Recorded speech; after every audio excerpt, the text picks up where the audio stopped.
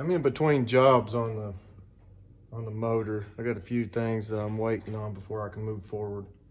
So I need to do something else on this car while I'm waiting. And I've been dreading this, but here's the trunk. It's rough. I picked this up. I didn't buy it new. Someone bought it for a project and never used it. It's just very dirty, but it's never been used. Got a pretty good deal on it. But what I'm going to do is I'm going to try to make this below floor level or right at the floor level. I'm trying to decide whether to make this, the top of this, floor level or below level. If I make it below the floor level, I've got to make a big access panel to be able to get to this fuel port and 2 AN fittings. And something else that I'm going to be doing is running 2 fuel pumps. And this is going to be one of the sending units for one. I tend not to get into a big hurry when I go to do this stuff. And sometimes I sit and look at it. Sometimes I come back to it the next day. Sometimes I think about it overnight on what I'm going to do. I think my best option was to follow this line.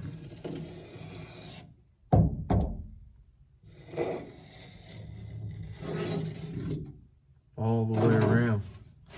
It stays on a certain level. It's all the way around this whole trunk floor. Cut that out for beginners.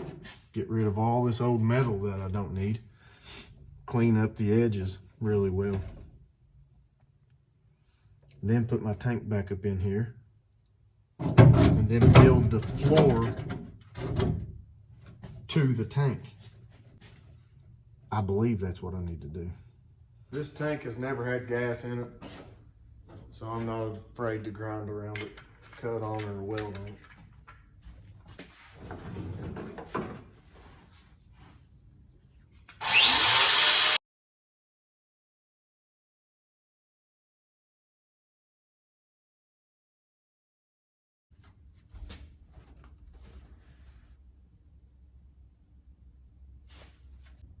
So this is basically where I would like to see the fuel tank sitting. All right, so yesterday we had a dyno day, went pretty good. But today, this morning, I've got a piece of 2-inch aluminum that I want to use for the fuel neck on my fuel cell. And I need to put a large barb on it, like that, so that the fuel neck hose won't slip off. And I've got a Eastwood beveler. It's right here. It's laying on the workbench, and it's too big. This probably does like 2.5. So I've got to make something that'll get in here and put me a little bit of a barb on this. Don't know what to do. I need to make something like that on these 2 pieces of square stock. I'm going to take a grinder and I'm going to grind a deep groove in this one, and then I'm going to take a welder and I'm going to weld a few passes of weld on this, and then polish it up with the grinder to where it looks something like that.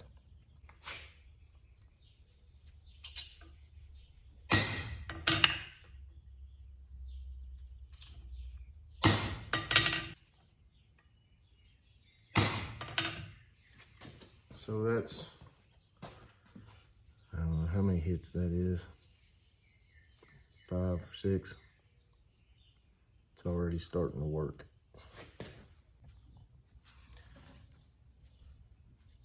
All I did was made this, I guess a lot of people call it a bevel. That's not a bevel. I made this, I don't even know what it's called. a barb. But anyways, I gotta get it off of there.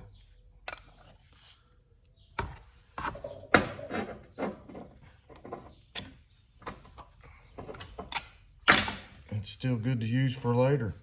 I don't ever have to, I don't do this a lot, so that's gonna work great for what I need. I might never need it again. But anyways, I'm gonna polish this piece up, and this is the piece that I'm gonna use for the fuel neck. Trace, What? where are you going? Leaving.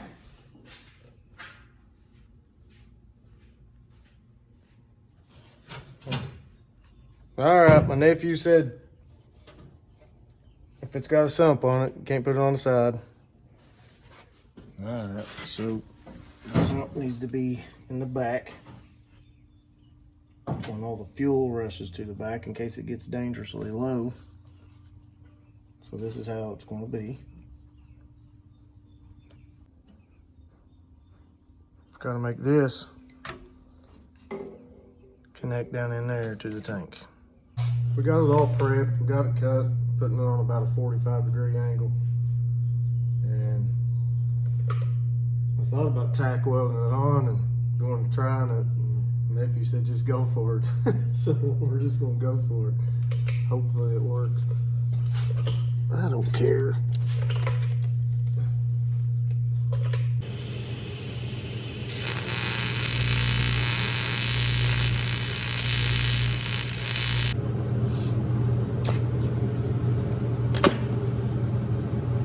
Well, it looks rough. And it's on there.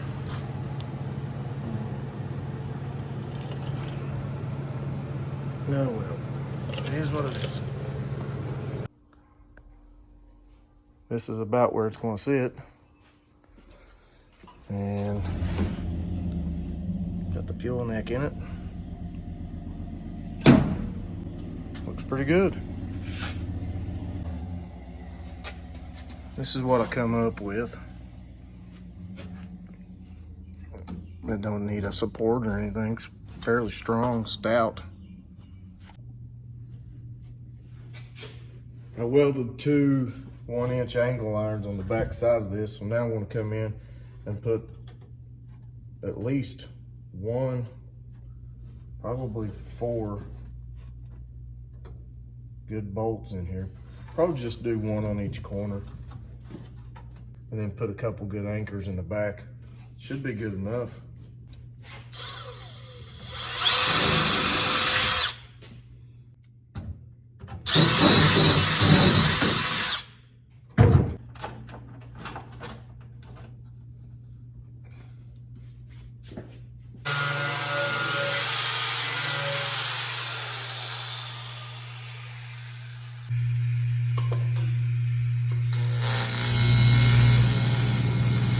I've got all this rust all cut out and patched. I used the top of a Chevy van right there. This is old elevator panels and pretty thick gauge. But this is basically all I'm going to do to it. I'm going to come in here with a flapper wheel, knock the high spots off of every one of these welds, and then I'm going to cover it with some Eastwood chassis black. And we're done with this. I got everything sealed up with some seam sealer, and now I'm going to spray it.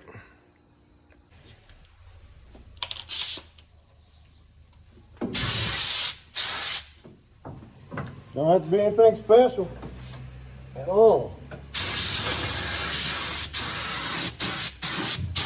I'm not going to paint up on the sides of it or anything. The only thing I'm doing is painting the bottom of it.